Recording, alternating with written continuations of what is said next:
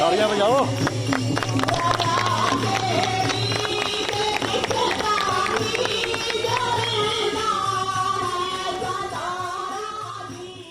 भाजपा के पूर्व अध्यक्ष एवं ऊना विधानसभा क्षेत्र के विधायक सतपाल सिंह सत्ती ने रक्कड़ कॉलोनी के फेज 1 में 10 लाख की लागत से निर्मित पार्क का लोकार्पण कर इसे जनता को समर्पित किया। पार्क का लोकार्पण करने पहुंचे विधायक सतपाल सत्ती का स्थानीय लोगों द्वारा जोरदार स्वागत किया गया। सत्ती ने कहा कि ऊना विधानसभा क्षेत्र में पार्कों का निर्माण कार्य तेजी से किया जा रहा है ताकि बुजुर्गों, महिलाओं और बच्चों को घूमने फिरने और खेलने के लिए उचित स्थान की व्यवस्था की जा सके। जल्दी रक्कड़ कॉलोनी के फेज 4 में भी पार्क के निर्माण कार्य को अमली जामा पहनाया जाएगा। वहीं मुख्यमंत्री सुखविंदर सुक्खू द्वारा भाजपा में गुटबाजी वाले बयान पर पलटवार करते हुए सत्ती ने कहा कि सीएम सुक्खू को भाजपा पर बयानबाजी करने से पहले अपना कुनबा संभालना चाहिए। सत्ती ने कहा कि अगर मुख्यमंत्री को भाजपा की कमजोर होने का भ्रम है तो आज ही चुनाव करवा लें, उन्हें सारी हकीकत पता चल जाएगी। रक्कड़ कॉलोनी के फेज 3 में लगभग 10 लाख रुपए से एक पार्क का शुभारंभ किया है।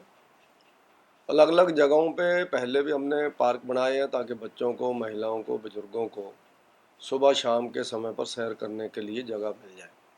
उसी कड़ी में जो रक्कड़ कॉलोनी के अंदर पार्क बनाया गया, इससे पहले हमने फेज 1 में भारतीय जनता पार्टी की गवर्नमेंट के समय पर लगभग 35 लाख रुपया लगा करके पार्क का शुभारंभ किया था। उसी तरह से अभी दूसरा पार्क फेज 3 में बनाया है।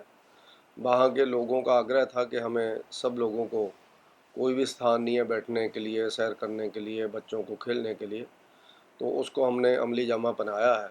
वहाँ के लोगों का भी बहुत बड़ा सहयोग रहा है। मैं उनको इस पार्क के शुभारंभ के मौके पर शुभकामनाएं देता हूँ। और रुद्रा पार्क के नाम से वो पार्क बनाया गया है। और उसके साथ साथ अभी आने वाले समय में 2-2.5-3 महीने के अंदर हम लोग फेज़ 4 जो हाउसिंग बोर्ड कॉलोनी का है, उसके अंदर भी 5 लाख रुपया वहाँ पर दिया गया है। नगर निगम के माध्यम से उस पार्क को भी हम लोग आने वाले समय में बनाएंगे। मुझे लगता है मुख्यमंत्री जी को अपनी उपलब्धियों के बारे में बताना चाहिए। जिस समय मुख्यमंत्री सीट के ऊपर कोई व्यक्ति होता है तो जब वो आता है तो उसको अपनी उपलब्धियां हैं जो वो जनता को गिनानी चाहिए, और जो उन्होंने गारंटियां दी थी उसके बारे में उनको बात करनी चाहिए थी। और ऊना जिला के अंदर उन्होंने अपने समय में अपनी गवर्नमेंट के माध्यम से कौन से काम शुरू कराए हैं सिवाय सेंट्रल गवर्नमेंट के विषयों को छोड़ करके, उसका सुखविंदर सिंह सुक्खू जी को बताना चाहिए था। भाजपा की चिंता करने की उनको ज़रूरत नहीं है। अगर उनको लगता है कि भाजपा बड़ी कमज़ोर है तो उनको अभी दोबारा से चुनाव करवा लेने चाहिए, ताकि उनको पता लग जाएगा कि भाजपा कमज़ोर है या कांग्रेस कमज़ोर है। इसलिए वो लोगों का ध्यान भटकाने के लिए इस तरह की बयानबाजी करते हैं, क्योंकि लोगों का ध्यान पेंशनों की तरफ ना जाए, लोगों का ध्यान वाटर कैरियर को जो तनख्वाहें नहीं मिल रही हैं उसकी तरफ ना जाए, रिटायर्ड लोगों को जो बेचारों को मेडिकल बिल नहीं मिल रहे हैं, टाइम पे पेंशन नहीं पड़ रही है, उनकी तरफ ध्यान ना जाए। तो उसके नाते जो सब लोग मेलों के आयोजन करके लोगों को गुमराह करने की कोशिश कर रहे हैं। मेले तो भारतीय संस्कृति का हिस्सा है, लोग उन मेलों को स्वयं मनाते हैं, लेकिन चंद नेताओं ने और चंद करप्ट ऑफिसर्स ने ये एक माध्यम बना लिया कि इन मेलों के ऊपर कब्जा करो और खुद ऑर्गेनाइज करो, पैसा इकट्ठा करो और खाओ पियो और बड़ी बड़ी पगड़ियाँ बांध करके जनता के पैसे के सिर के ऊपर आराम परस्ती करो।